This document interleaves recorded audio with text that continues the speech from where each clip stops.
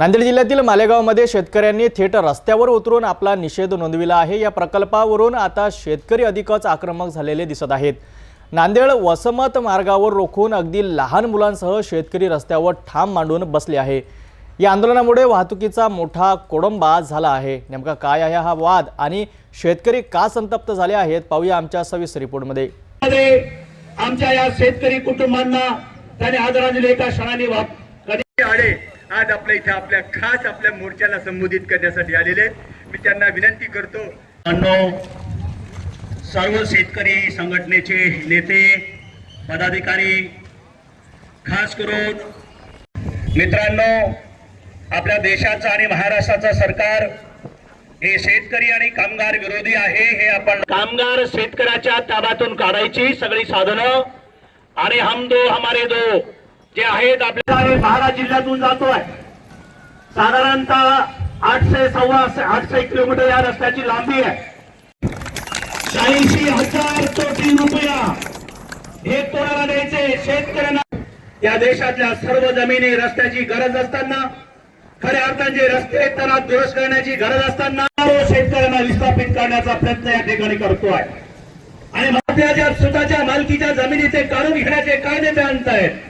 रस्त्यासाठी घेणारच आहे ही जमीन आहे, ते जमिनी काढून घेण्याचे कायदे आणले। शेतकरी जेव्हा काढायचा, राष्ट्राच्या जमिनी काढायच्या, राष्ट्राच्या रेल्वे काढायच्या, राष्ट्रातले विमानतळ काढायचे, सगळा देश आज विकायला माफी चाहतो। नीट लक्षात घ्या, माफी मागतो। या ठिकाणी आलेला शेतकरी म्हणून आपण आलेलो आहोत। आम्ही तर बरेच जण कामगार मी म्हणेल लढेंगे और जीतेंगे, बरोबर नाही? अरे लढेंगे जीतेंगे, अरे लढेंगे। राज्यभरातून शक्तीपीठ महामार्गाला प्रचंड विरोध होताना पाहायला मिळतो। या महामार्गाला पर्यायी महामार्ग अनेक आहेत आणि जे काही भक्ती मार्गासाठी म्हणून आणि देवस्थानच्या जागांच्यासाठी म्हणून जे काही लोकांच्या भावनेला हात घालण्याचा प्रयत्न हे देवेंद्र फडणवीस आणि त्यांचं सरकार करतं हे अत्यंत चुकीचं आहे। हा सगळा जनतेचा पैसा आहे। शेतकऱ्यांना जमिनी द्यायच्या नाही आहेत, जबरदस्ती करण्याचं काम चाललंय। शेतकऱ्यांच्या जमिनी जरी दिल्या तरी जनतेचा पैसा अनाठाही प्रचंड मोठ्या प्रमाणात खर्च होतोय। आम्ही कोल्हापूरकरांनी आमच्या मंत्र्यांना सांगितलं, जर हा रस्ता झाला तर तुम्हाला काही कोल्हापूरला येता येणार नाही आणि त्या दोन्ही मंत्र्यांनी सांगितलं कोल्हापूरच्या की आमच्या जिल्ह्यामध्ये हा रस्ता आम्ही होऊ देणार नाही।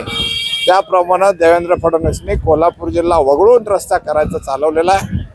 मी आज इथल्या नांदेडच्या जनतेला आवाहन करतो की जे कोणी आज या सरकारमध्ये असतील त्यांच्या घरावर प्रचंड मोर्चे काढून त्यांना हे दाखवून द्या की जसं कोल्हापुरातनं रस्ता जात नाही तसा नांदेड जिल्ह्यातनं सुद्धा हा रस्ता जाता कामा नये। अशा पद्धतीची भूमिका या जनतेने घ्यावी आणि प्रत्येक जिल्ह्याने जर अशी भूमिका घेतली तर हा रस्ता आपोआप पारगळला जाईल हे असं मला खात्री आहे। तेव्हा त्यासाठी मी इथं आलो की इथल्या जनतेला पाठिंबा देण्यासाठी आम्ही आलेलो आहोत। खरं बघितलं तर खासदार अशोक चव्हाण भाजपाचे नेते त्यांची सुद्धा जमीन या शक्तीपीठ महामार्गात जाताना पाहायला मिळते, मात्र त्यांची भूमिका जी आहे ती मवाळ आहे। त्यांचं पोट शेतावर नाही आहे। त्यांचे वडील मुख्यमंत्री होते, ते मुख्यमंत्री होते। त्यांचा आता आदर्शमध्ये काय आदर्श करून दाखवला तो सगळ्यांना माहीत आहे।